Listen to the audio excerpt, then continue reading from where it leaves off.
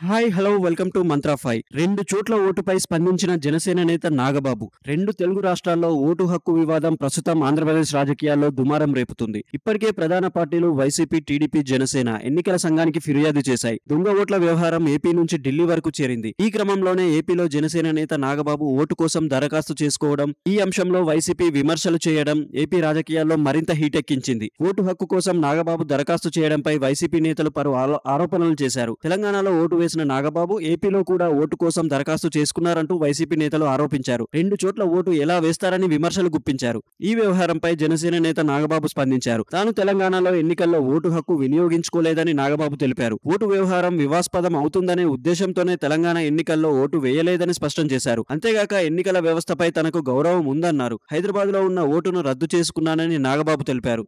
తనకు రాజకీయాల పదవులపై ఆసక్తి లేదని నాగబాబు స్పష్టం చేశారు. ఎంపీగా పోటీ చేస్తా అనేది ప్రచారం మాత్రమేనని తెలిపారు. తనకు 2 ఓట్లు ఉన్నాయన్నది అవాస్తవమని, తనకు ఓటు మంగళగిరికి మార్చుకున్నానని నాగబాబు వివరించారు. వైనాట్ వైసీపీ జీరో అనేది తమ నినాదమన్నారు. కాగా ఇదే విషయంపై నిన్న వైసీపీ నేత మంత్రి అంబటి రాంబాబు జనసేన నేత నాగబాబుపై పలు కీలక వ్యాఖ్యలు చేశారు. తెలంగాణలో ఓటు వేశాక ఏపీకి మార్చుకోవడం అనైతికమన్నారు. ఈ కామెంట్లపై స్పందించిన నాగబాబు ఎలక్షన్ స్పిరిట్ కొనసాగిస్తానంటూ కౌంటర్ ఇవ్వడం ఏపీ రాజకీయాల్లో చర్చనీయాంశంగా మారింది. ఇంకా మీకు నచ్చిన ఎలాంటి వీడియోస్ చేయాలో మీరు మీ కామెంట్ రూపంలో చెప్పండి.